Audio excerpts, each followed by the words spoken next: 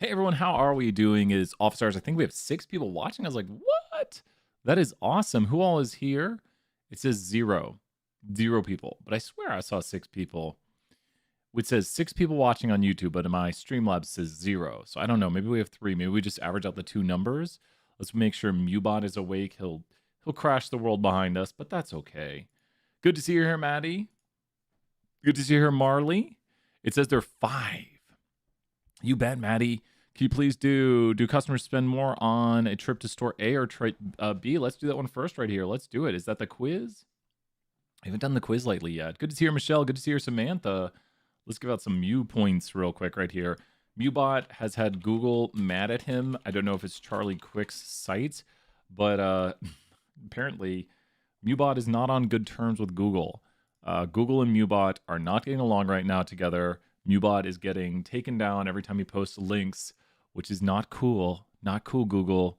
I feel I want to email like the Google moderation team and be like, hey, so I use a bot on YouTube and I use it to post links, and you're destroying my bot.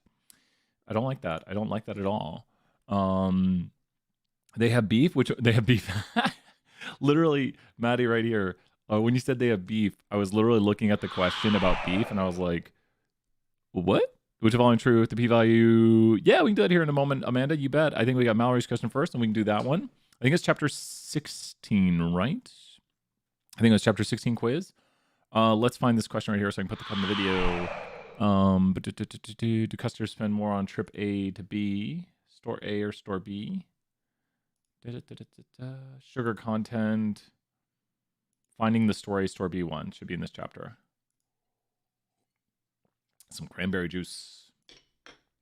Do customers spend more on store A or store B? I'm getting to the end of this. Aha! We have found it. Let's do it. Okay. Do customers spend more going to store A or store B? What do we notice right here? We immediately have all the notation listed out for us. We have the sample size. They went to store A 85 times, store B 84 times. And we have here the sample mean and the sample standard sample mean for A, sample mean for B, standard deviation for A, standard deviation for B, all the notation listed out. Now,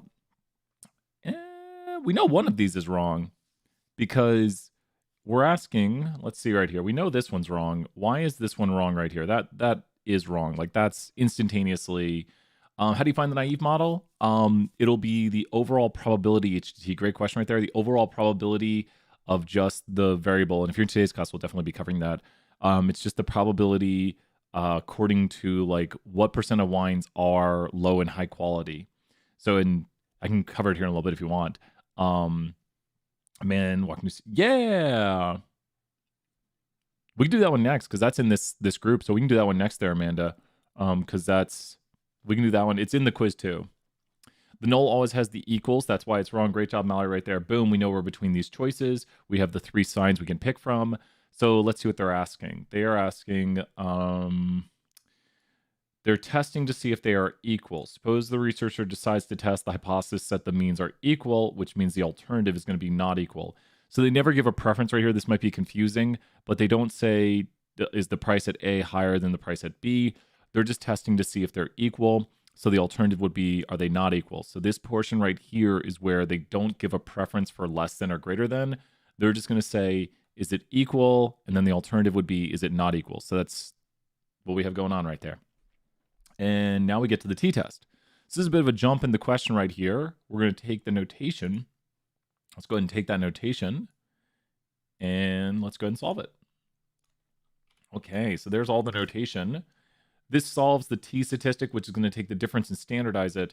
They might be having us solve the difference in a certain way. They're doing A minus B. So when we solve this right here, we need to make sure we do the mean for store A minus the mean for store B over the square root of, and truthfully down here, it doesn't matter which way we do these, but sometimes we try to keep them organized. It matters if we put the standard deviations on top of each other correctly over the sample sizes.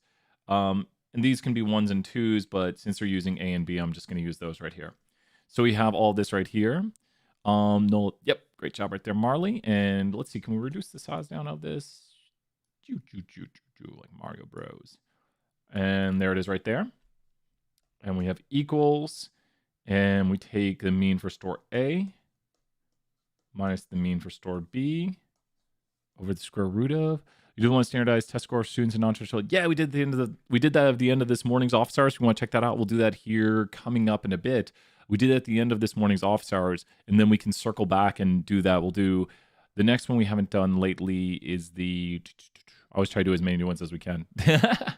We'll keep doing a great question right there, and see. We will do that one here today. And thank you for being here. So we'll definitely do that one. Let's see right here. Just plugging in the numbers. This is where the mistakes happen right here. Please tell me if I make an error. Please tell me if I make an error. This is very easy. I already made an error.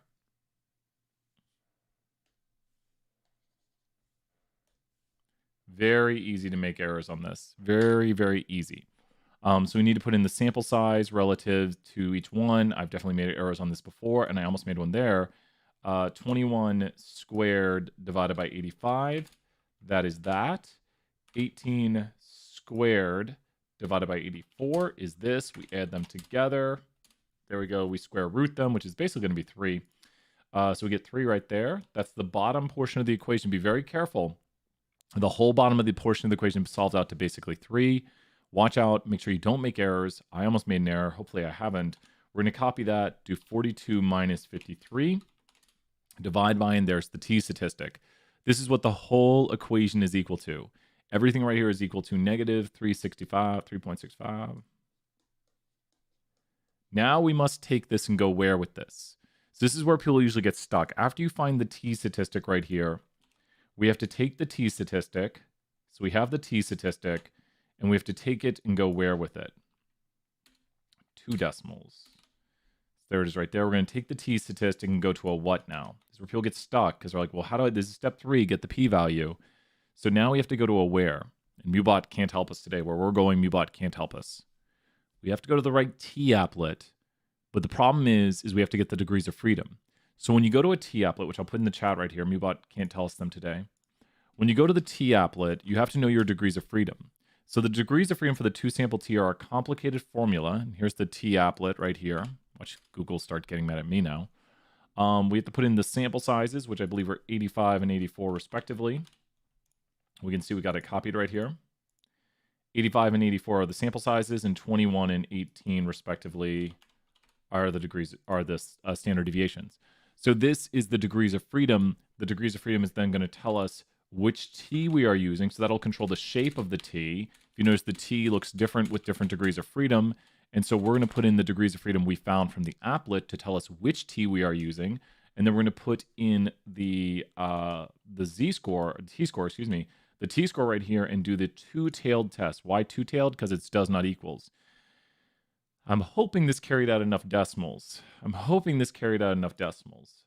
to 3 decimals. It should be all right. I'm going to go over here. Let me look at those degrees of freedom again. The degrees of freedom on this were 164. I can round that too. And let me go over to R.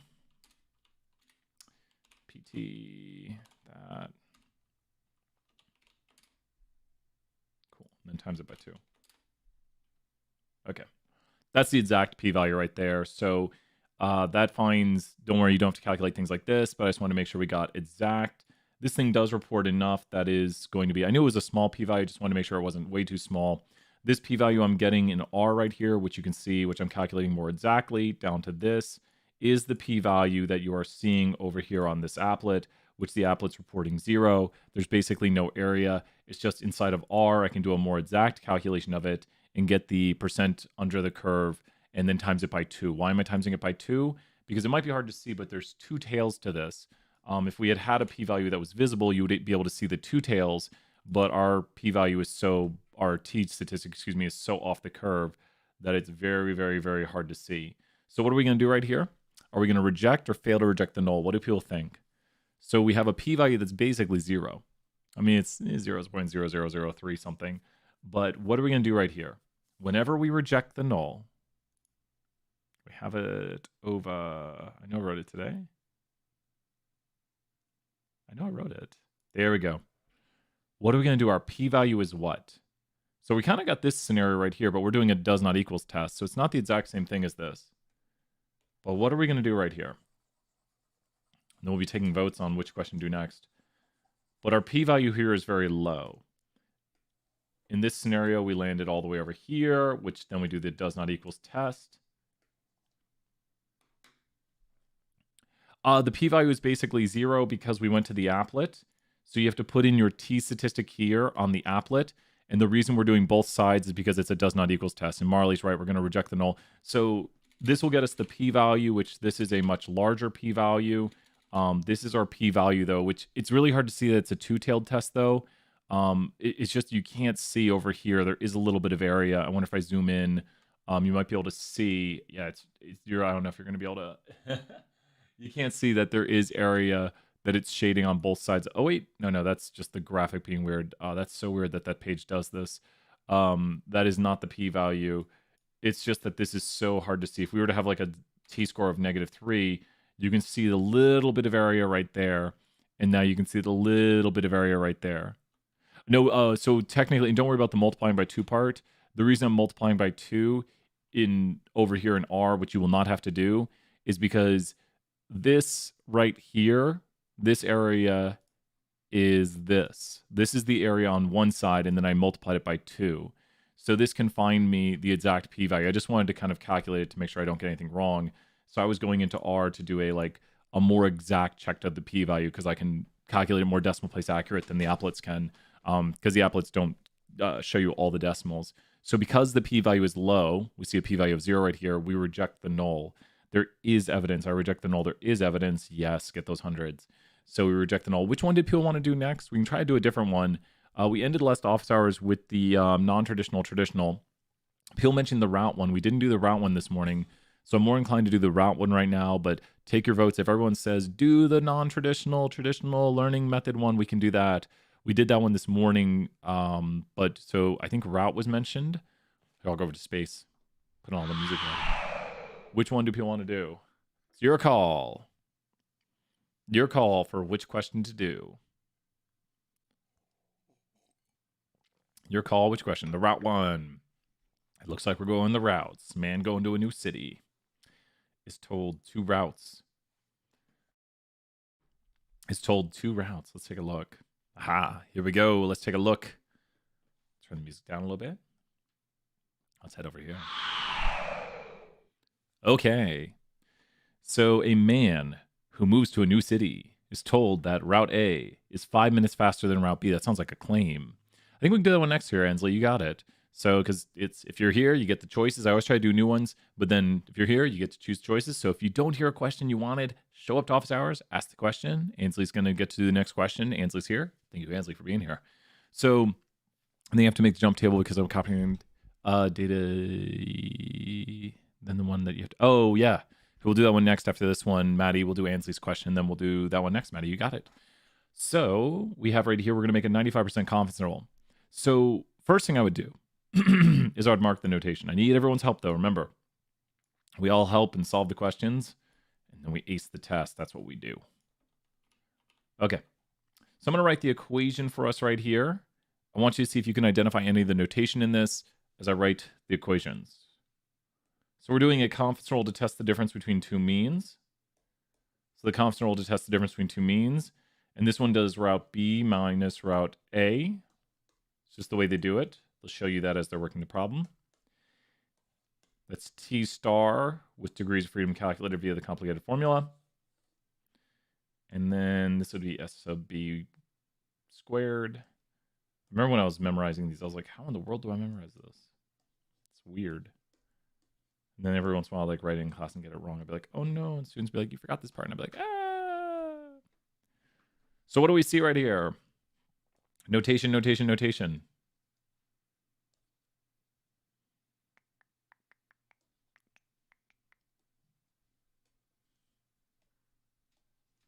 It's kind of a unique thing over there. What notation do we have? We need help with the notation right here. What notation do we have? Any notation. So we have the equation, and now we need some notation. So it says they drive each route 20 times. He finds that route A had an average, like a sample mean for those 20 times of 49. He finds that route A also has an average of, or standard deviation variation in it of 5 minutes. He finds that route B had a mean of 51 and had a standard deviation of 1 minute. So what do we have? Help find the notation on this. What notation do we have? We always got to identify this notation. So what notation do we have right here? Any notation. Who knows any of it right here? Let's get the ball rolling. I'll figure out the rest. What do we have notation-wise here? 5 minutes is kind of a unique thing. 5 minutes is actually, that one's not in the formula. I'm going to put that one over here. That's mu naught. Or actually, excuse me, that's actually delta. I made a mistake. That's delta naught. That one's a weird one. Don't worry about delta naught. That's just the hypothesized difference between the two means, often assumed to be 0. But notation, who knows any of the notation on this one? What notation do we have? We have that he rides each route 20 times. Route A had a mean of 49 with a standard deviation of 5 minutes. Route B had a mean of 51 with a standard deviation of 1 minute. And then we have a t-statistic we're going to have to find here in a moment. The t-statistic is going to be a hard one. Great job right there. And technically, N1, great job, Michelle. N1 and N2, or NB and NA. So these right here will have, and I'll zoom out a little bit. These both will be 20. Those are the sample sizes. And then the standard deviations are 1 and 5, because we're technically doing route B minus route A. Route B had a mean of 51. And great job, Samantha. Thank you so much. And this is where people usually get stuck, is because the t-statistic is the harder thing to find. But we have to go, and I have it up there in the chat. Look up there in the chat. You'll see the Charlie Quick vol web over here. We need to go to this, and we need to enter in the sample sizes and the standard deviations. And we need to get the degrees of freedom and bring this over here to a t-applet. So once again, just to say this, we have to go to the degrees of freedom calculator to find out the degrees of freedom, and then the degrees of freedom tell us which t we are using. I am using a t now with 20.51 degrees of freedom, and I am building, I believe, a 95% confidence interval, 95% confidence. And we're doing the difference between route B minus route A, hence why I set it up this way, where we're doing B minus A. So, because they want to see B minus A. So when we look at this right here, we're on a t with 20.51 degrees of freedom. The degrees of freedom tell us the shape of the t, because there's infinite t's. We just know by the degrees of freedom the shape of how it looks. It looks kind of normal. So with this, we need a 95% confidence interval. So we're going to go to the within area, and we're going to ask it for 95% shaded in the middle, and that's a t-statistic of 2.086. 2.086 right there. Let's go back to our worksheet and put in the t-statistic of 2.086. There we go. And so that's the t-statistic we have to find right there based on our standard deviations and our sample sizes. So let's go ahead and find out the margin of error. So we're going to go I forgot to square those. So that's 26 divided by 20. Square root times by 2.086, and so that's 2.378. I did square root that, right?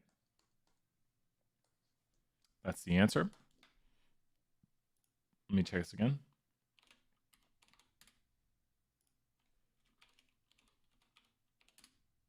Yep, I did square root it.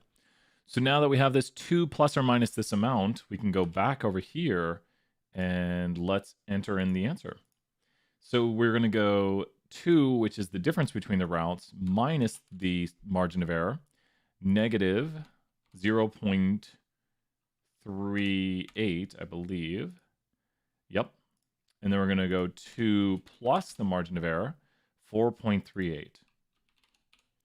Should they believe the claim? Why would we believe the claim, or why would we not believe the claim? The claim, which is the claimed difference between the routes, is 5 minutes. And think about this. 5 minutes is what to this interval right here? We think that route B is somewhere between, route B takes longer. So route A is somewhere between 4 minutes and 4.38 minutes faster to 0.38 minutes slower. So the difference might be 0. We could believe that there is no difference between the routes, But could we believe the difference that it takes 5 minutes? Like there's a 5-minute difference. And if you look at this interval, 5 is not contained in it. So since 5 is not contained in the interval, we would not believe the difference because it's not contained in the interval. Yes, good deal. I'm also afraid to make a little mistake. Not today, though. Not today. Let's do another question right here. I think the non-traditional, traditional question was being asked. So let's look at the non-traditional, traditional question. Here we go. Let's go ahead and take a look at this. Wrong button. Non-traditional, traditional question. Last bit of juice. No more juice. Oh, we got an interesting interval this time. We got a much harder version than this morning, but that's okay. When I look at this interval, the first thing I notice is what's contained in the interval. I'm looking at this interval right here and I'm like, oh, that interval contains what value? Who notices besides me? Today for this question, we have what contained in this interval right here. When you look at this interval for the true difference between how students do using a traditional method of teaching versus a non-traditional, something should jump out to you and be like, well, the difference might be this for the two methods of teaching, which, yep, exactly, Michelle. Like, well, the difference might be 0. And think about this, it's like we have a traditional way of teaching the class, and then we have Brian Stevens' way of teaching the class. And then someone runs some tests and they say, well, the difference between how these classes are taught, there might not be a difference. So maybe there's no difference. Maybe the difference is just due to random chance. But importantly, we need to know how to calculate a margin of error. When you calculate a margin of error, the margin of error is always what the length of the interval. The margin of error is always what the length of the interval. Like if I have an interval that goes from like -3 to 3, which is about similar to this interval. So the margin of error is always what the length of the interval. There's what the margin of error is, and here's the interval. So the margin of error is always what the length of the interval. It's a good way to remember, like, the margin of error is always blank the length of the interval. Half the length of the interval. Exactly. Michelle, great practice right here. You can just be, when you get to the test, and you're like, I just got to figure out the length of that interval and figure out half the length. Now, I like doing examples like this where you can kind of like calculate it very quickly to say the margin of error is 3 and it's 0 plus or minus 3. So this, it looks a little bit similar to ours. Let's calculate our margin of error here using our actual numbers in this question with -3.461 and 2.461. No, I could have made it so much nicer. Is it? So we get to go 2.461 plus 3 because I'm minusing a negative. If you're wondering why I did a plus right there, I'm minusing a negative. So it's upper minus lower. So this number minus this number is plus it. So upper minus lower divided by 2, and we get 2.961. And the way you know you've done this correctly is if you get 2.961, that's plus, what you should be able to do is you should be able to take 2.961 and go 2.461 minus that. There's the center of the interval, and then minus it again, and you should be at the lower. So, and that shows us the center of the interval is at -0.5. So this is -0.5 plus or minus this amount. So now we know the center of the interval, and that was the difference between the two tests, which means that the traditional actually had a little bit higher of a score by half a point, but the difference here is not statistically significant. We don't think there is really a difference between the tests. It's probably due to random chance. So the margin of error, I think we still have it saved in here, and that's the margin of error. If a 99% interval had been calculated, so when we calculate a 99% from a 90 would look like this, 99 would go like this, 68, 95, 99.7, just always do that with your hands, and you're like, oh wait, 90, 99, 90, 99. So the margin of error would be 90, 99, it would be larger, because the critical value, 90, 99, that's what we're going to, is larger. And that means it increases and increases. That's the way it goes from a 90 to a 99. We'd have a bigger t-statistic, and it would make a larger margin of error. Specifically, we are talking about this right here. This is a different question, but it's talking about this t-statistic right here is relative to the percent confidence. So if you increase your percent confidence, it would increase this t that you're using, and this is part of the margin of error. So if the t-statistic increases, the margin of error increases, and going from a 90 to a 99 would increase the t-statistic. We can also see that here, like a 90% confidence interval, there's the t statistic, to a 99% confidence interval. Oh, there we go. 90 to 99, much larger t, much larger t, much larger margin of error. So that's what they're getting at right there. So here's where a mistake is often made, and I'll stay off the screen so we can see this. This is not about a student. This is about students in the class. And what we notice here is the negative portion of the interval is associated with the traditional method. So we are 90% confident in the non-traditional math classes on average. So students in the non-traditional math classes score between this many points lower. That is correct. So students in the non-traditional math class score between this many points lower. And how do I know they might score this much lower? That's the negative portion of the interval, which means this mean would be higher. So the negative is associated with the second one. So it's that the traditional might be this much higher than the non-traditional. So they might be this much lower to this much higher, because that's the positive portion of the interval associated with this number right here. That means this mean might be higher by this much, or this mean might be higher by this much. Just look where the negative's at. The negative's right here. That means this mean might be higher by that amount. And the positive's here, so this mean might be higher by this amount. So it might be that the non-traditional math classes, students there on average are between this much lower to this much higher, and there's the positive number.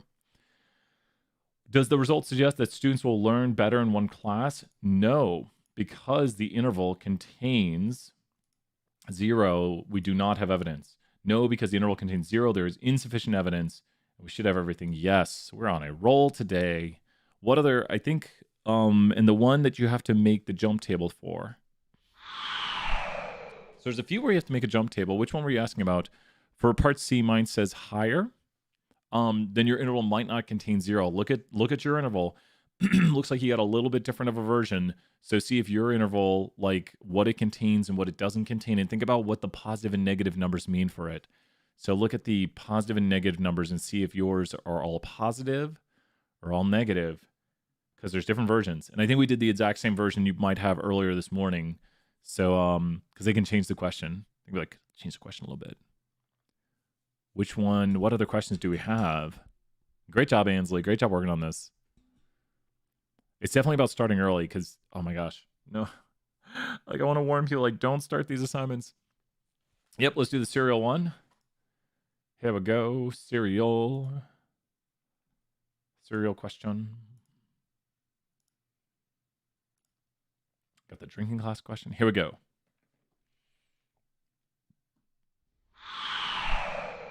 So this question is all about cereal and sugar content in cereals. So, the naive model. Yeah, let's do that next. You got HTT. Let's talk about the naive model next. You got it. So here we go. We're going to copy this data to the clipboard. When we copy this data to the clipboard, we need to make sure to hit Control or Command C. Hitting Control or Command C lets us copy the data. And now we're going to go over here to Jump. We're going to go to File, New, Data Table. So under New Data Table, we'll full screen it. Don't click inside of it yet. You're going to go here to Edit, Paste with Column Names. Edit, Paste with Column Names. Reason is it has column names. If you do this, you've done it incorrectly. This is a common error. Start over and paste with column names. If they're blue, you've done it correctly. If they are red, that means categorical, and start over. Do not try to fix it. Start over. And so now what we're going to do is we're going to go to Tables, and we're going to go to Stack. Make sure they're blue. Are they blue? Then you're good to go. So go to Stack, and then double click the blue ones. Make sure they're blue. And you'll see right here, it's going to stack these on top of each other. And let's take a look at this. Here's our data stacked. We've got the labels of the cereal, which are categorical. We've got the data, grams and sugar, which is quantitative. We're going to analyze the two means between these groups to see, on average, does children or adult cereal have more sugar in it? Let's go to Analyze, Fit Y by X. Let me slow that down a little bit. Analyze, Fit Y by X right there. That's where you look at bivariate relationships between two variables, bivariate relationships. And when we go to Fit Y by X, we're going to take the label of the cereal, which is the X variable, because does label, like the literal label of the cereal, explain the data, why it has so much sugar in it. So let's go ahead and click OK. Quantitative Y, categorical X, and here we get side-by-side box plots. We make side-by-side box plots. We don't have to do this, but there we go. There's the side-by-side box plots, but most importantly, we're doing the t-test. So the t-test right here, this is the important part of it, is going to show us, is going to show us the differences between the means of children's and adult cereal sugar content on average. And what do we notice here? Children's minus adult cereal means, this is the means we're testing, has a difference of 36. And we see the lower and the upper to tell us I am 95% confident the true difference between the mean amount of sugar in children's cereal and the mean amount of sugar in adult cereal is contained in the interval 31 to 40 grams of sugar, 32 to 40, which means children's cereal has a lot more sugar in it. So somewhere between 32 to 40 more grams of sugar. That's a lot. And that is a big difference. Like, yes. And so let's go ahead and take that data right here. I should close down jump again. 31.7.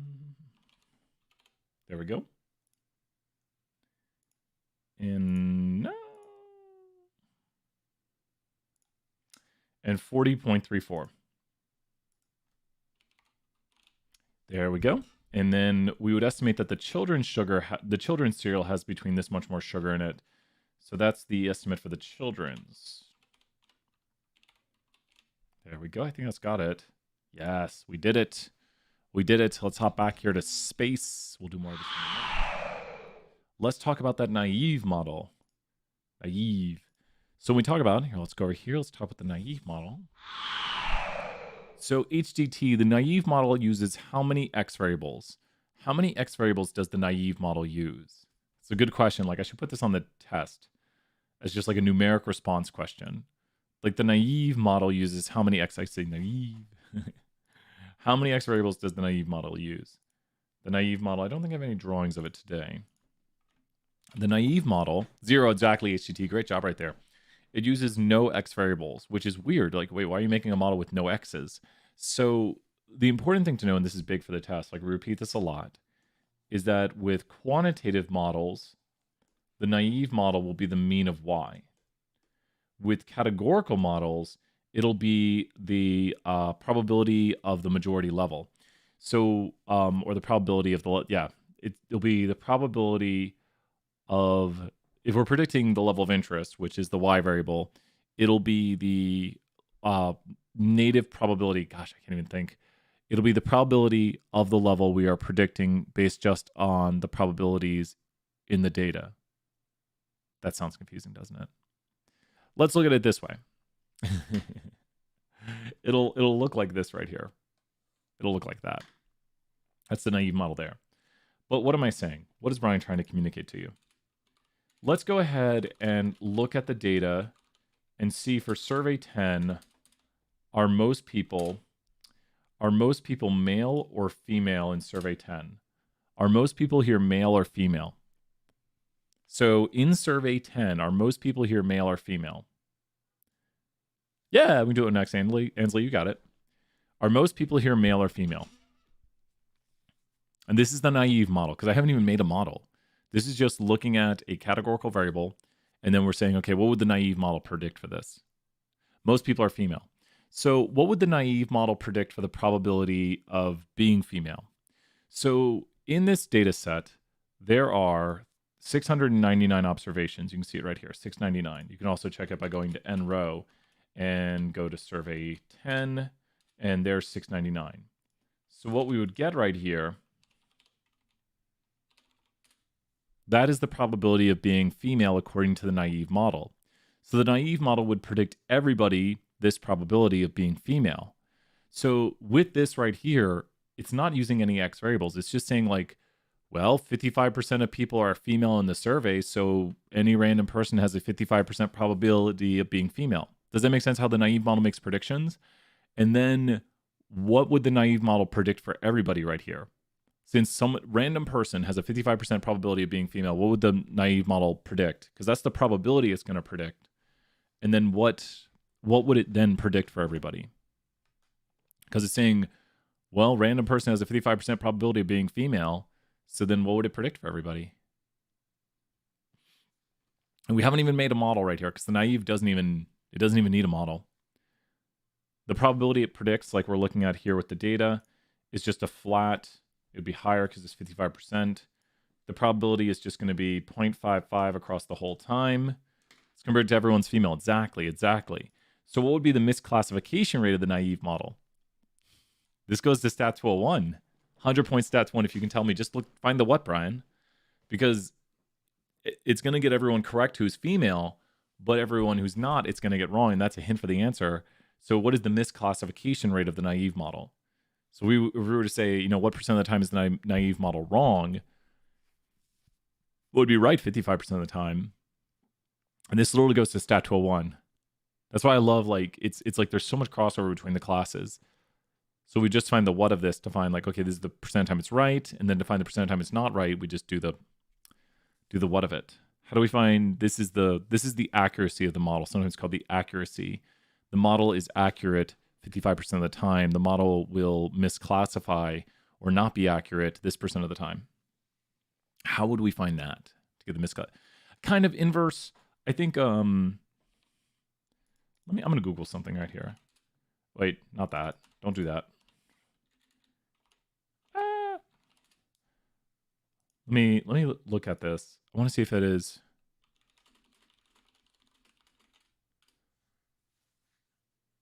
Find inverse. Inverse is -1, right? Like, if you inverse something, just to check, like, the inverse of this would be, that'd be the inverse, I believe. So, not the inverse, but is it reciprocal? We call it complement.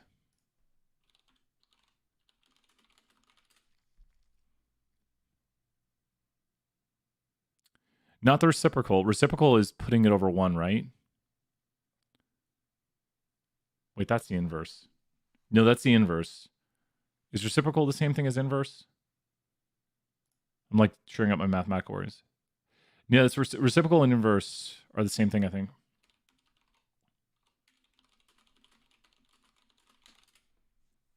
So reciprocal is a type of inverse, but inverse is not always a reciprocal. I got to learn these things. Yeah. This is the complement. So this is called the complement right here.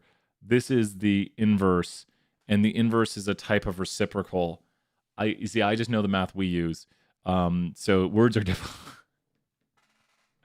HTT, I couldn't agree with you more. 100 points right there. So it's the complement. I just wanted to make sure I was using the right terminology. So, and that's why I like talking through these things a little bit right here. I like talking about it to make sure, like, it helps me with my words sometimes too. Words are difficult. I do agree. And we would use what is called the complement. So this right here is finding the complement. So this would be complement. And it's with an E, not an I. So that would be the complement right there. And it doesn't even show the comment. That's a complement comment. Complement. Yep. Awesome. Good stuff right there. Does that make more sense, HGT? How we're doing right there? I think we're good. I have a tiny bit of juice left. That's a little bit, tiny bit. Juice over. No more juice. Sad day. Sad day. Let's do the glass question. You're welcome, HGT. I'll play my favorite song. My favorite song. It's nice chill music. Let's talk about the glass question. I need some help with the notation as always. I might be able to do most of these questions. Get as many questions done as we can. Okay, here we go. Got the glass question. Okay, here we are. A researcher is testing glasses, a large... you should use different models. You should be using a larger model for the second question. You'll have the naive, a smaller model, and a larger model. So you'll have 3 models, HCT. You'll have a naive model, a larger model, and a smaller model. Good stuff. Keep up the great work. So you have 3 models. If you have questions, let me know, and I'll check it out. We can do that next. You got it. No, keep asking, though. Like, great job. So we're testing the mean for the smaller glass. Okay. So they're talking about the null. Null has the what sign. I don't want to look at this nonsense. The null has the what sign. We know what sign the null has. If you're watching this right now, you know what sign the null has. You know this is the easy question because the null has the equal sign. So what does that mean we're talking about right here? We're saying the two are the same. that the amount of liquid people put in a glass is the same whether it's a small or large glass. There is no difference between the average. It's like what you do is you hand people two glasses right here. You got a small glass and you got a larger glass. They look very similar to me, but you say, okay, I want you to put some drink in this glass. And they put some drink in the glass. And the large glass right here had a mean amount of beverage in it of 6.87 with 23 people putting liquid in the glass, where the small glass, 26 observations of people using this glass, had a mean amount of liquid of 5.35 with a standard deviation, which is the variation of what people put in the glass. Like some people put a little more, some people put a little less, and that's the standard deviation to tell us like the variation in how much people are putting in the glass. So the alternative, you got to be careful, you got to read the question. So did the glass size change? They're asking, does the glass size change how much people put in the glass? And for that, we want to ask, is it different? Because we're asking, has it changed? We're not saying people put more in the big glass. We're saying, is there a difference? Does it change? And by asking, is there a difference, we're asking, does not equals. So is there a difference between the two means? When we subtract these two means, either the difference will be equal to 0 or it will not be equal to 0. And we're hypothesizing to start that the difference is 0. We're asking, is there evidence that there has changed in the size they use? There's a change. Is there evidence? Did the glass size change? Find the t-statistic. Yeah, let's find that t-statistic. Okay. T-statistic time. There we go. We got the data. I don't like that we call it. There we go. Okay, so we need to find the t-statistic. And to find the t-statistic, we needed the t-test. I like music. This is the two sample means right here. Did they color change pen?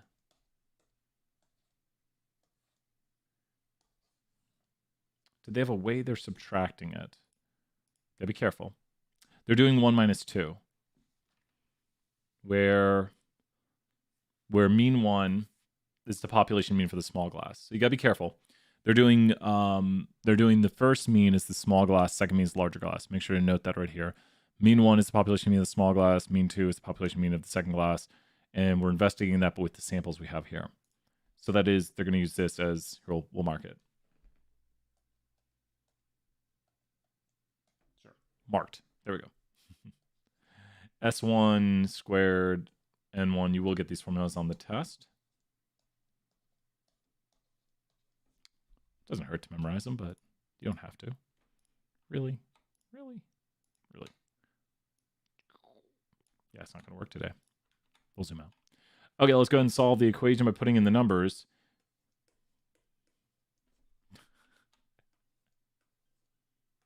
Making yourself laugh is always important. Oh no, that's the sample sizes. I've done that every time in these ones. That's the sample sizes right there. We want to put the two means up top. So that's the two means, which is what we're analyzing, the difference between the means to investigate if there is a true difference. And then down here, we need to standardize that difference. So now we put the sample sizes. Question, can you show me one more time how to find the t? Yeah, that's what we're going to do right here. Great question. Are you building a confidence interval, Maddie, or are you doing a t-test? So are you doing a confidence interval or test? Because I'm doing a test right now. This will solve for a t for a test, which then we'll put in for the p-value. As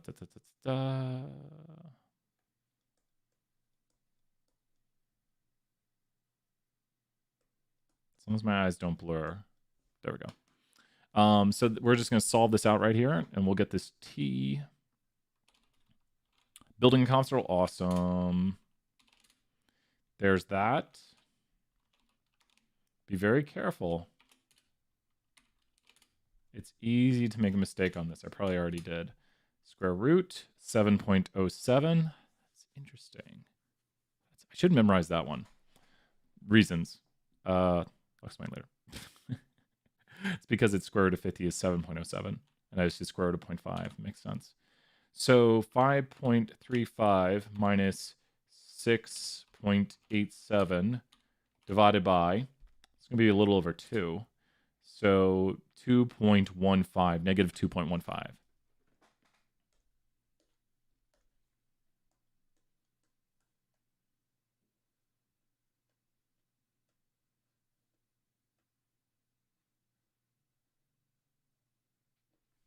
There we go. There is the t statistic. So now we need to go and we need to put it into the applet. This is where the tough part is. So we're going to do Maddie's question next right here. Maddie, stay tuned. We got this because we're going to talk about conference roles in a moment. But this T right here, which I'm putting both these links in the chat, we have to take our data here, the sample sizes of 26 and 23. And so, Maddie, you have to do this first. You'll be doing this too for yours. Your standard deviations, whatever they are. And the first thing to do is to find out what are your degrees of freedom. Once you find your degrees of freedom by using your sample sizes and your standard deviations and putting them in here, you can then know which T you are using. So this is the shape of the T distribution denoted by the degrees of freedom. So you have to find this first. And since I'm doing a T test and I'm doing a does not equals, mine will be two-tailed. And I'll answer yours here in 1 second, Maddie. You put in your T value here and this obtains the P value. So in this T test, in a T test, we use the T to find the P value. In the T test, we use the T to find the P value. I'll show you yours in 1 second, Maddie, once we finish this one, and how yours will be reversed. But find the degrees of freedom right now. Tell me if you have those degrees of freedom for yours. You should have the degrees of freedom. So we found this T right here. Oh my gosh, don't go crazy. It all rounds up. It all rounds up. Find the p-value. So we need to be on the applet right here, which we put in the chat to find the p-value.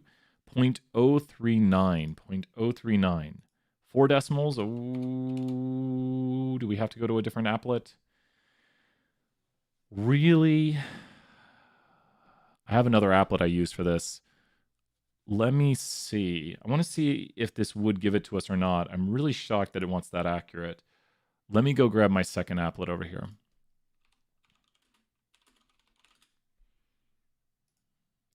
Here's the other applet, which goes more exact. And I want to see if it would get really angry. So the degrees of freedom were 37.672. 37.672. The T is this, and we're doing probably absolute value. 0.038, and then it has a 1. Oh. That should like it. I hope they have a little bit of a margin error on this. Would the smaller model look like... Well, you shouldn't predict X1. And remember, it'll be GLM. You're going to use GLM. So you'll use a GLM. Thank you so much, Colin. I appreciate that. Thank you so much. Colin, we have here a p-value that is below alpha. That means we're going to reject the null. State your conclusion. So since the p-value is below alpha, we reject the null. Their data does provide evidence that there is a difference. And why are we saying there is a difference? Because that was our alternative. I'm a little scared on this question. Am I still the GOAT, Colin? Let's find out. Let's see here. 3 decimals, round to 4. And then we were subtracting larger glass, and it was smaller from larger. Whoo! Colin, I got scared right there. I want to see if it would accept this. Okay, it does accept that. It would have gotten mad at that. Please tell me if you're off by a decimal on this. That's why I was a little bit worried. What is the margin of error on this? Wow. It would have got mad. So yeah, please tell me. It would have got mad.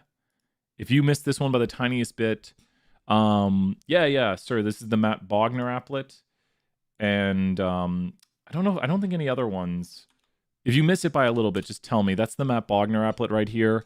So once again, I'm just doing the two-tailed test. I'm putting in my T statistic. I'm putting in my degrees of freedom. Does this make sense, Ansley, right here? And then we're going to talk Maddie's problem. But does this make sense right here, how I'm doing two tails because it's a does not equals? Yeah, tell me how that goes. I'm really excited for you, Colin. Great job on that. What would be the Y part? We're predicting quality HDT, quality. So make sure to have GLM, quality, and then family equals binomial. Yep. So Ansley, yeah, great job, Ansley. If this is making sense right here, like this is the degrees of freedom. I wish it just called it, they call it the shape parameter sometimes. So that's the degrees of freedom for the T. This is the T statistic. They're just calling it, that's the T you're putting in. and here's the p-value. So is the experiment done? You bet. Here, we'll do that one next. You got it. We're going to do Maddie's, and then we'll do that one right here. Thank you, everybody, so much. Love it when we get all the questions coming in. So yeah, please tell me if you get it wrong by the tiniest amount. This is why I like solving things in R, because you could go right here and, whoops, it's the applet. If we go right here to this t statistic, plug this in, if we go get the degrees of freedom, where's our degrees of freedom? Here's our degrees of freedom. Can this take decimals? Let's find out. We're doing the two-tailed. So there's the p-value right here. So R would have calculated a p-value of this right here. And even better yet, it says round to 4 decimals. So we could go here round, and we could go to 4 decimals. And that's what the applet is producing right there. So this is why I like using technology, or at least if you have some skills in R, you can find out like exact p-values. Does that make sense? Like here, Ansley, that we do rely on applets and stuff, but when you're, if you're wanting to find this out exactly, here's what this says, but then I can have it round it for me. So it's doing the rounding right there. So helps out. Great job, Morgan. Excellent points. Let's see here. We're talking about Maddie's question. So I'm gonna do a cut. Okay.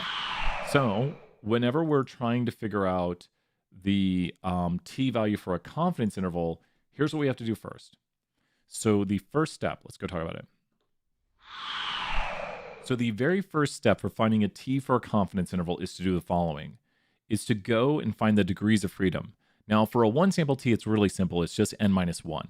But for a 2 sample t, it's complicated. You have to go take your sample size 1, your sample size 2, put them in here, your standard deviation 1, your standard deviation 2, put them in here, and then you get the degrees of freedom. The degrees of freedom are going to tell us the shape of the t distribution we are using. So we put them in here to give us the shape of the t. Now, when I make confidence intervals, I like to use the following. Reason being is it shades the middle portion, which is how we build our confidence intervals. Now we just go and change this to the percent confidence we want. It's important to know that this number we get right here is up to our choosing. This is not a t from a test. This is not a test statistic. This is the t we are using to build a 90% confidence interval, because maybe the question wants a 95 or a 99 or an 80. This is why the t has a star on it for the confidence interval, because it's saying relative to the percent confidence, here is your t. This is drastically different from the t we use when we do t-tests.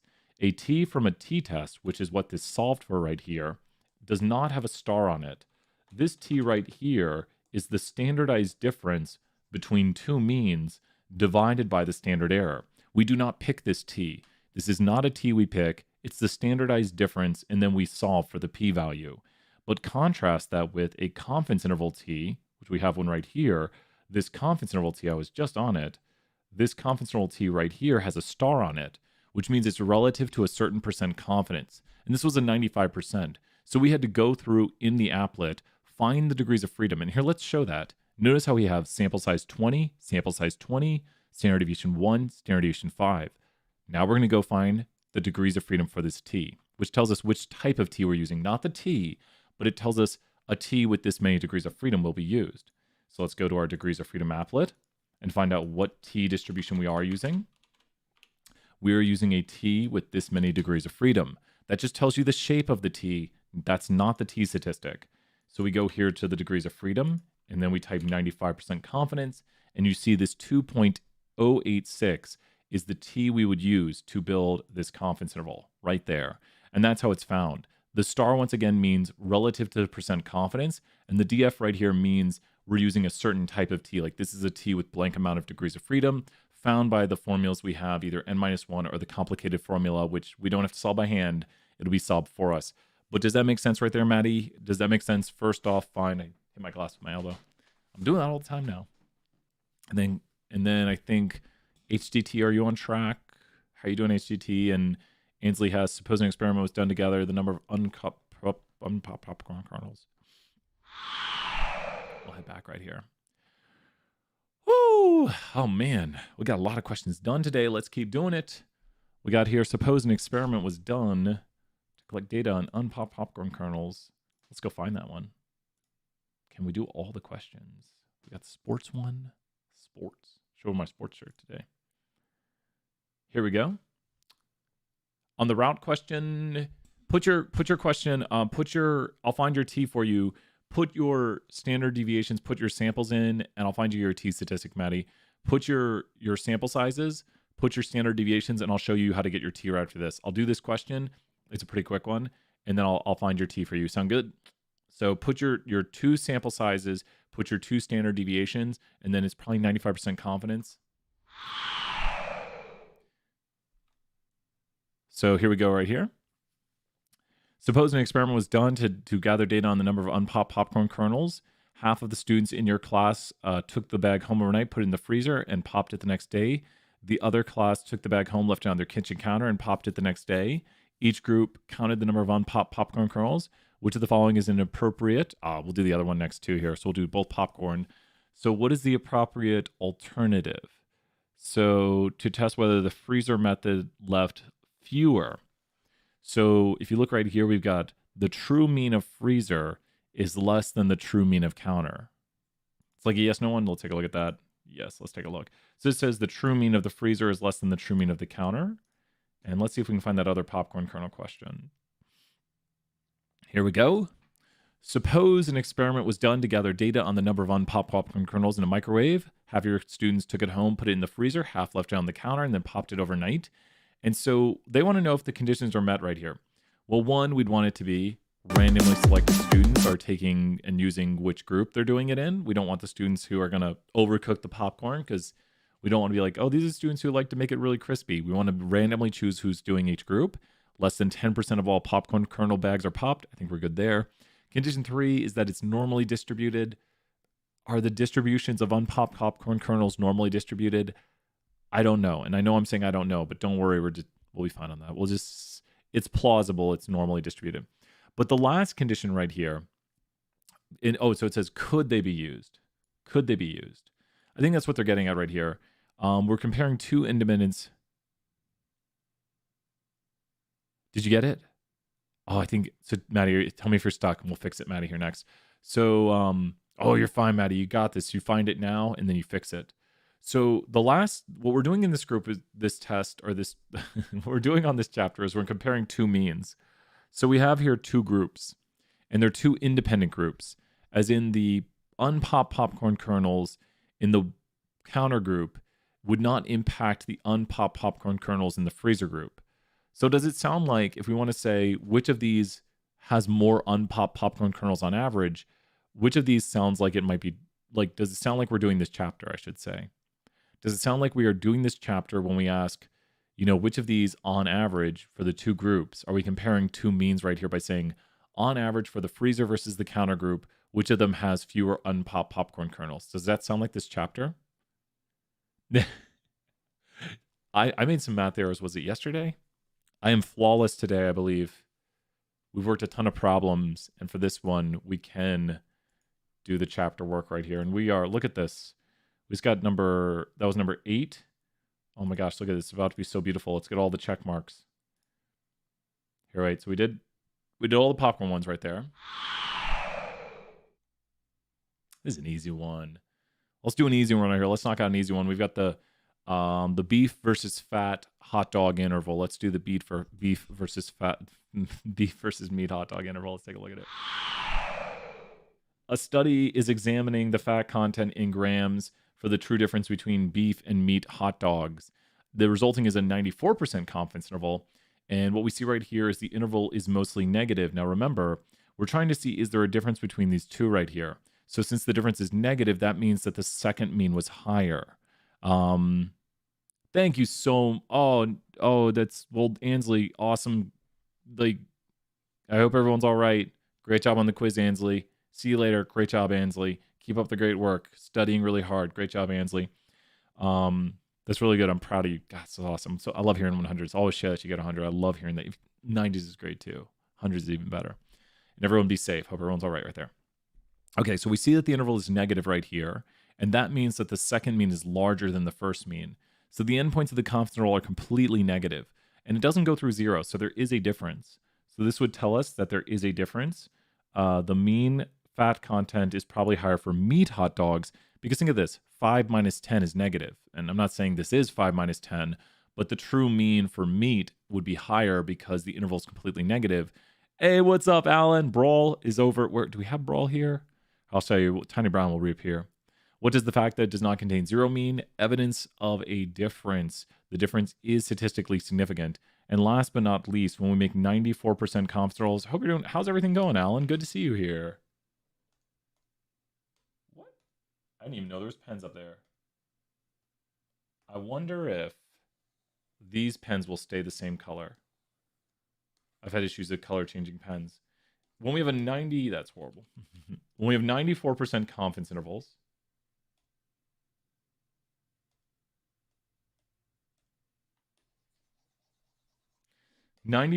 confidence intervals are going to be the same. It's rough. 3 projects due. No! You got this, Alan. You got this, man.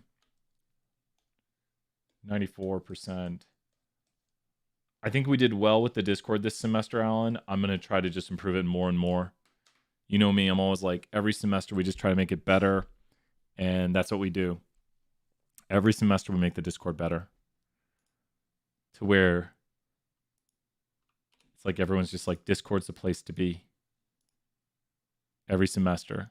So, and you're always welcome. I'm going to be sending out your video again next semester. We'll hop here to space.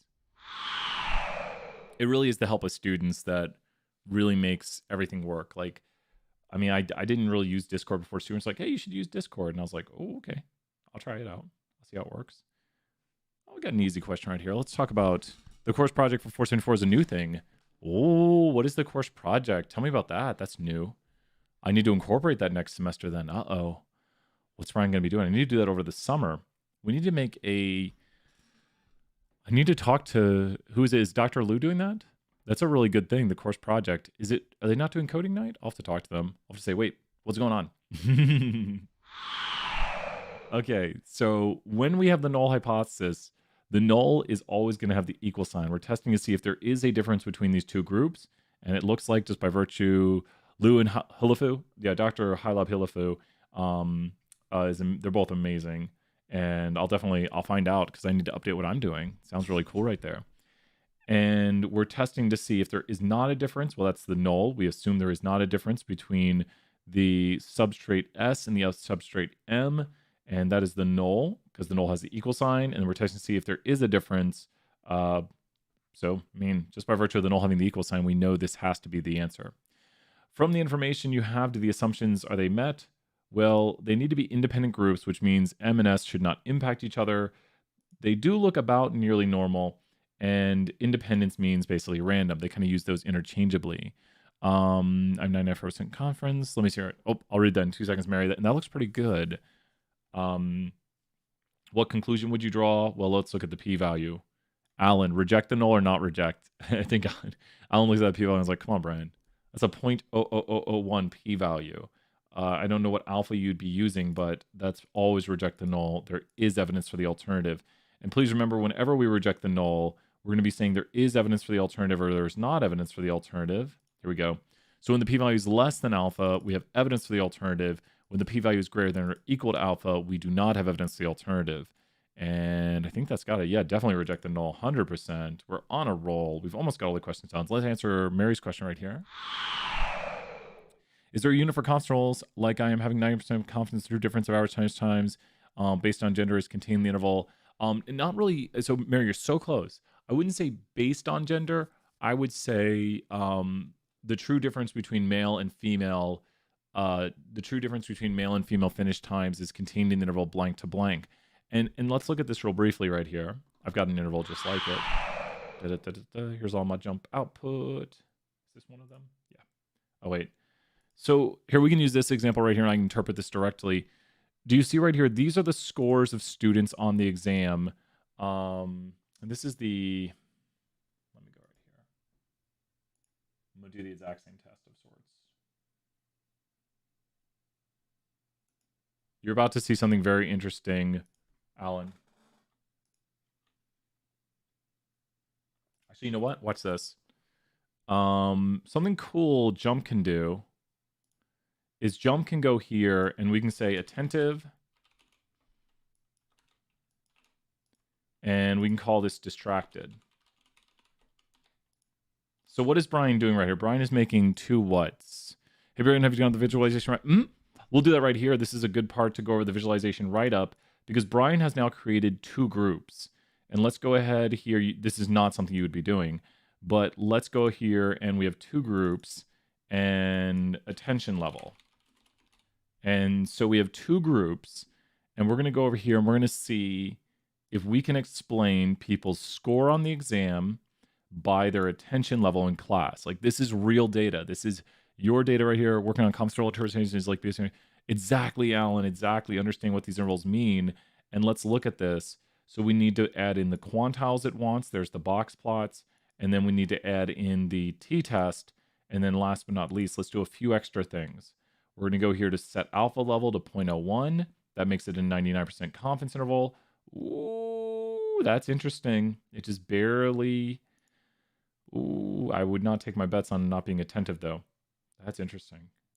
And then I would maybe add in this. Okay. So let's take a look at this distribution right here and see what we got going on. If I'm going to turn in my results, I'm going to do this right here. You don't have to do all this, but this is the way I like to make my results. And if I have spare room over here, I'm just going to do this. There we go. So here are Brian's results. That's about as good as a picture of we can make. Just kind of, I like to distribute stuff. I don't like there to be white space. Let's take a look at these results. And I don't like how this turned out, but I'll take it. It's all right. So what difference was observed between students who are distracted and students who are attentive on their average score on the exam? So when you look at this right here, the difference between the average score on a distracted student versus an attentive student, the difference we observe was what between the two means? We observe a difference of what right here? And what does this mean? Like, which group was scoring higher on average? And this is the output you need. But if I do this, you can actually see the means right here. Here's the means we're comparing. And what do you notice? And actually, the distracted has a lot more standard deviation. What do you notice here about the means? And what does this number here mean? Like, look at the attentive, and look at their mean. Look at me, now look at you. Look at me, now look at you. So what do you notice? Alan gets that. What do you notice right here about the mean of attentive versus the mean of distracted? When you say distracted minus attentive, what do you notice? That this negative portion right here means that attentive was higher. Exactly. That's Lisa, right? That's Lisa. Lisa, Blackpink, Rose, Lisa. Oh no. I'm going to forget the two other names. Jenny, Rose, Lisa, Jenny. I'm not cheating, I swear. Attentive was higher, exactly. And I'm forgetting the fourth. I guess she's like the mother of the group. We watched the documentary on them. So, Jisoo. Yep. Is it Jisoo? I'm probably mispronouncing it. So here we are. That means that the attentive was higher by that much on average in the sample. And so when you get down to this right here, the attentive, since this is negative, the attentive, and this is an important thing to put in there, is the attentive might have grades higher by about 8 points. But it could be, and it's very close right here, it could be that there's what between the two groups, between students who pay close attention and students who don't pay close attention, which just breaks my heart. And we did go to a 99% confidence interval. It is significant at the 0.05 alpha level, but not at the 0.01 alpha level. It could be that there's what difference, and it could be that the very distracted students are scoring higher by 0.26 points. It's a very small difference. But we did observe a difference of 4 or 3.8 points, where the attentive students were scoring that much higher. And we believe, yeah, we'll do it next. You got it, Maddie. So do people feel like they understand what this interval right here is interpreting or trying to say?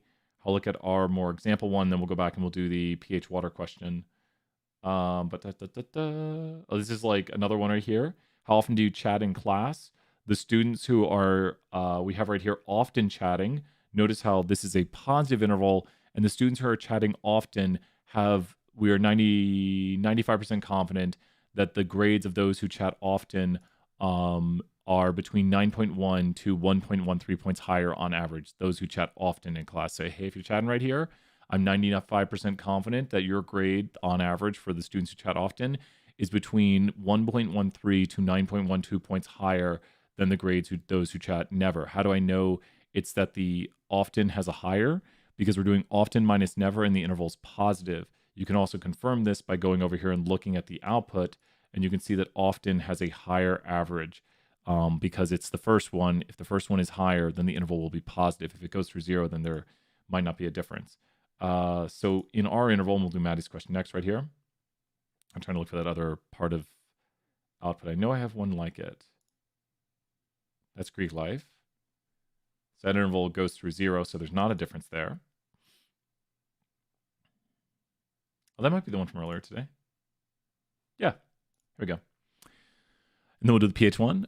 So this interval right here, it might be hard to see, but that is a negative sign right there. So this interval does go through 0, and the interval starts out negative, which would imply to us that the men are faster. The women are taking longer because the female time would be higher.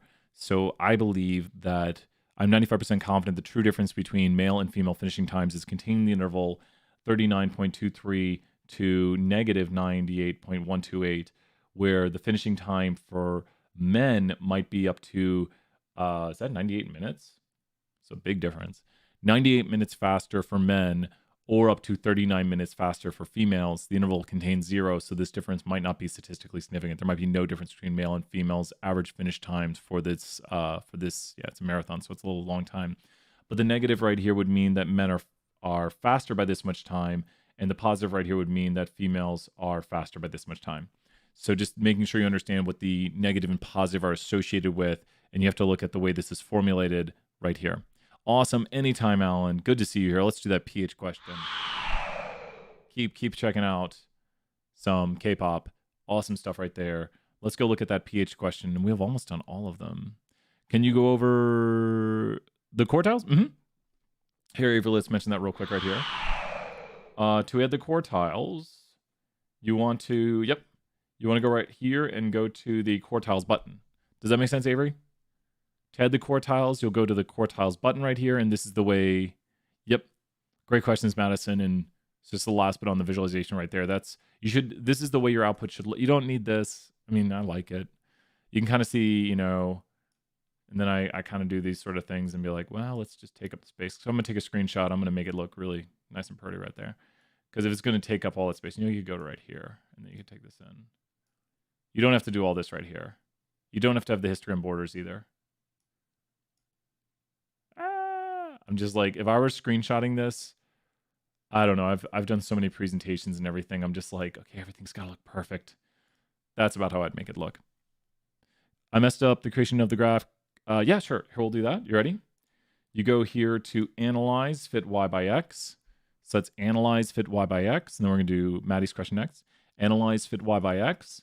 And then you go right here to gender. You put gender in the x because we're analyzing two means, the two groups right there. That's the x variable. We're doing a quantitative measurement of how long did it take, the y variable. And then we go ahead and click OK. So we've got the two group variable right here. This is going to split it apart across gender here on the bottom. Then the y variable you can see on the y-axis is how long did they take. And so now we have the just the visualization up here, a little bit bigger. And then we're going to go here to t-test. So once you make t-test, it's going to do the t-test. You also need to add in the quantiles, which are going to give you the quantiles right there. You don't have to do all this, but I like to. The reason I add in, you're going to see me do this step right here, where I go to display options and I go to the histograms, is I like to be able to see if they are kind of nearly normal. This is good justification for whether or not they're nearly normal. And we do have a little bit of a skew to these. So I'm a little concerned there. The last step is to go right here and go to set alpha and go to 0.01. That'll change it to a 99% confidence interval right there. So let's hit that. And there we go. 99. Make sure it says 99% confidence. You need the test down here. You need the quantiles. And then I like to add in the border histograms to look to see if they're skewed or have outliers or things like that. But make sure to slow down the video, pause it. If you were seeing where I was like clicking on stuff, and you should have something that looks similar to this. And this is what you need right there. Awesome stuff. We'll take a look. We got Maddie's question right here. Let's hop back to this. You're welcome, Avery. Thank you so much. I'm glad people swing by and just say, hey, Brian, can you do this? Perfect timing right there. We were talking about it. Maddie was wondering about... Here, we're so close to getting them all complete. Oh, wait. Oh, Maddie, wait. Did we?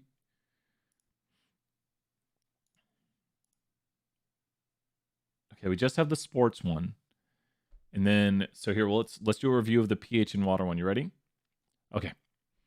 Now that here, you ready? Let's do it. So with the pH and water one, when we start off this one right here, Maddie, what do we know about the null? The null always has the what? Like, what do we know about the null every time? Like, every time we write out a null statistically, like, if we're using notation, null has this, which we've already got selected here. Like, the null has this. It's like, you see that and you're like, that has to be the null. Like, if we have test questions like this, you're like, yes! I don't even really have to, I know instantaneously the null has the equal sign. Like, you know that. And then we just change the sign for the alternative. So this question is trying to see if there is a difference between the two groups. It says that up here somewhere. Do they say that they're trying to look for a difference?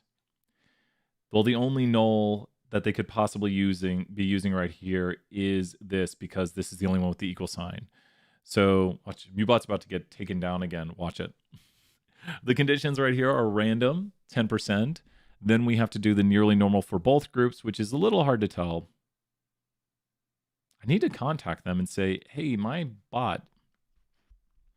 It started happening yesterday during Stat 1, and then I'm having a hard time with the second part of the visualization where I asked test hypothesis that there is no distribution. Yep, we're going to do that next year, Lauren. You got it. And so we have right here, we need to know that these are independent groups. It's a little hard. NewMeBot is just, maybe he's doing stuff I don't know about, posting on other channels. Like, NewMeBot, you behave. So we have right here, all the conditions are probably met. I wish they went into more detail, but these substrates right here, I don't know that much about it. I would assume that the groups are independent of each other. This right here, when it says the independence assumption, it's pretty much talking random. We call the independence and random the same thing. It's independence assumption, which means they're randomly selected and they'd be independent of each other. Like each observation you take is independent of the next one. Since we're looking at just a, no, you'll still do check regression. And we'll be talking about that today in class. We talked about it yesterday if you're in that class. We will be doing check regression. And then now, Maddie, all we do to see if you reject the null is you only look at the what. To see to reject the null, you only look at the what. To reject the null or not reject the null, you only look at the what. So to reject the null or not reject the null, you only look at the what. To reject the null or not reject null, you only look at the what. So to know if we reject the null or not reject null, you always say like, okay, now that you've done your whole test, you found the t statistic, and then you go and you find the p-value. So now to know to reject the null, so we do need to know alpha. Does it mention alpha? Alpha, since it's not mentioned, is assumed to be 0.05. So we do look at the alpha, and we ask ourselves, is p-value less than alpha? So we say to ourselves, is the p-value less than alpha? Alpha, if not mentioned, is assumed to be 0.05. Our p-value is something like this, which it's saying is basically 0. Very, very, very small p-value, which is less than alpha. And we reject the null, and we say that there is a difference because our p-value is less than alpha. We have evidence of a difference. And so we always look at the alpha level, and we ask, is p-value less than alpha? When the p-value is lower than alpha, we reject the null. And I think we only have 2 more questions here, and then we'll go back and do more. Let me go. Here we go. I'm going to do... I'm not here. I'm not vanished. So I think it was... Lauren was asking... Here we go. Here we can do... Let's do Lawrence right here real quick. So we should have enough time to get the rest of it. Let's do this. So I have a time. Test hypothesis. There's no difference between... And so I think it doesn't have us write out the null and alternative. I wish we had done that, but it didn't say that. Let me go grab the assignment right here. Has anyone got any big plans for the weekend? It is literally the end of the semester. This is the last full week of classes. Just next week when it's study day on Thursday, I'm just going to be like, oh my gosh. Next week, right now, we'd be on study day. And that's just crazy to me. I'm going to start organizing stuff for the summer. Probably on, because mini term is approaching. Mini term. And if anyone wants to talk to Miniterm and give them advice, so I'm sure Miniterm will be like, oh my gosh, this is going to go so quickly. But if you want to talk to Miniterm, you're more than welcome, if you're one of my students, to come in, say hey to Miniterm and be like, hi, I'm taking the class, or I took the class, and here's my advice. I did well. Do this, and you'll hopefully do well in Stat 201. Let's take a look at this test route. I made a book from scratch this week. I'm going to finish up the cover. That's awesome. Yeah, I know. I have a scratch book for Chelsea and I really want to start putting pictures in and stuff. I don't know. Maybe I could tell her scrapbook. I could tell her like this weekend, let's do it. Let's start putting our memories down. So crazy. So for my final project for my 3D art class, 3D art, that sounds so awesome. You got such a cool major, Maddie. Like I wish I was good at art. I do computer stuff. That's what I do. So I guess it's art of sorts. I don't know. I like playing piano. So use the corresponding alpha level to conduct the test from part 1. So if we're making a 99% confidence interval, what is the corresponding alpha level? So if we're using a 99% confidence interval, what is the corresponding alpha level? This should be hopefully something with practice where we're like instantaneously 99% confidence, this alpha level. There's really no conditions for the naive. So the naive doesn't really have conditions because it doesn't use any X's. Great question right there, HTT. For conditions for the naive, you can just say like no conditions or does not apply. There's no real conditions for using the naive because it doesn't use any X variables. So there's no real conditions. So great question right there. You would just say does not apply. No issue there. I have like 500 pictures out west a couple years ago and really need to find the time to make. Yeah, exactly. Finding time. There's never enough time. Never. So this alpha level right here is relative to a 99% confidence interval. And all we do, so all you do to find this is you go 1 minus that. And that's it right there. So there is the alpha level. It is a 0.01 alpha. Write out the conclusion of the hypothesis test. Make sure to include all parts of a hypothesis test conclusion. Let's go ahead and start writing that. So I don't want to fill all this in because I don't want to completely give it away. With a p-value of blank, I blank the null. No, let me change this. With a p-value of blank, which is blank to alpha, I blank the null. This means I for my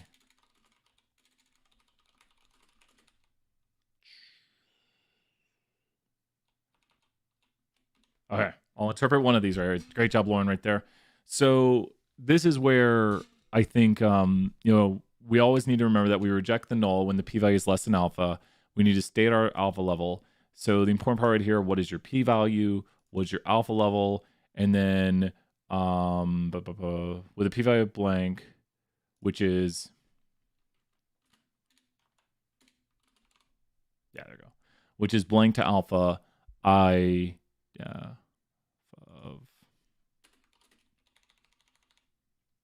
cool. This should work. So this is pretty good right here for filling in blanks. With a p-value of blank, which is blank to alpha of blank, I blank the null.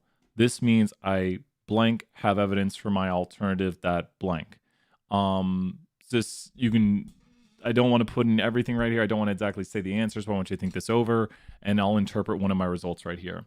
So let me go ahead and I don't want to do that one because that's the one we're doing. Let me go ahead and interpret one of these.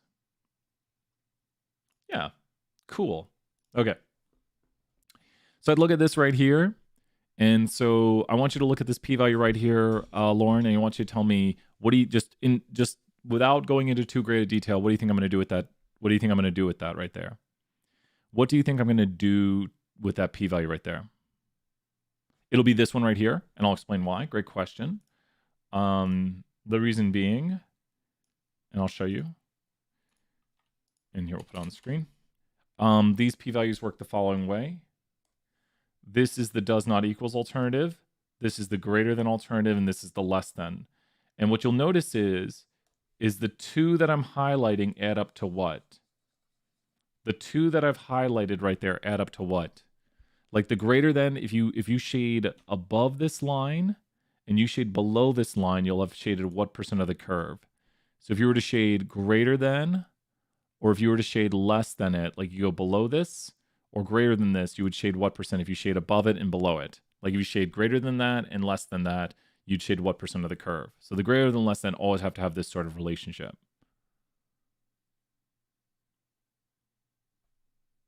And you are correct, it is the absolute value one. And so do you see how these would be like shade above this line is 99.7%, shade below this line is 0.29%. And then the absolute value one is if you were to shade like here and over here. It's very hard to see, but the absolute value one is the two-tailed. It's very, very small on this one. It might be more apparent in other output where it's not as tiny. In this one, it's more apparent. If you notice right here, it's double. This is 12 and that's 24. There's some decimals we can't see, but the two-tailed one, which is 24.27% of the curve, is the two-tailed. This is the percent below. See how this is like less than? So that's less than this line. This is above, which is actually not shaded. It would be 12% below, 88% above. And then the two-tailed is 24%. Is that making sense right there, Lauren? To see that this is the two-tailed, which is very hard to see because there's such little area over there. You really have to like zoom in and then you have the thing go crazy. Oh my God, I deleted the graphic. So it might be very, very hard to see that right there, that is the two-tailed. I can't erase it now. I think you're saying it. Let me double check right here. It's very hard to see, but I'm just going to keep deleting stuff. Let me not do that. There we go. It's the lower the alpha. Correct. So with a p-value of... with a p-value of 0.0058, which is less than alpha of 0.01, I reject the null. This means I do have evidence for my alternative that there is a difference between the grades of people, the true mean grades of people who are very distracted versus those who are very attentive. With a p-value of 0.0058, which is less than my alpha, less to alpha of 0.01, I reject the null. This means I do have evidence for my alternative that there is a difference between the true mean grades of those who are very distracted in class to those who are very attentive in class. Is that making sense right there, Lauren, as I interpret my results here? And I kind of use the structure I built out up top to talk through, with my p-value of this, it's less than my alpha of this, so I can reject the null. This means I do have evidence for my alternative that there is a difference between, and I'm using this alternative right here, so I'm saying I do have evidence for the alternative. How's that looking right there, Lauren? Pretty good? I hope.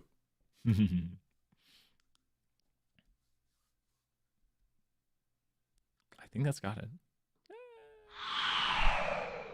Awesome. We'll put a little music on. Excellent work, everybody. Excellent office hours. My gosh, they just fly. I sometimes like 90 minutes. I'm like, holy mackerel, what happened? Last Thursday office hours. I think I looked and we've done like 80 office hours videos. Pretty crazy. You're welcome, Matt. Lauren, sorry, Maddie. Good to see you here in HGT, everybody. So I like HGT says, with that mindset of making time, you'll create time. I like that right there. Well, that's got it. I'll be back later today for one more class, and we'll be having some Kahoots. Who knows what's going on, but keep working hard. Semester's almost done. You got this, everyone. Keep working hard. You got this. Bye, everybody.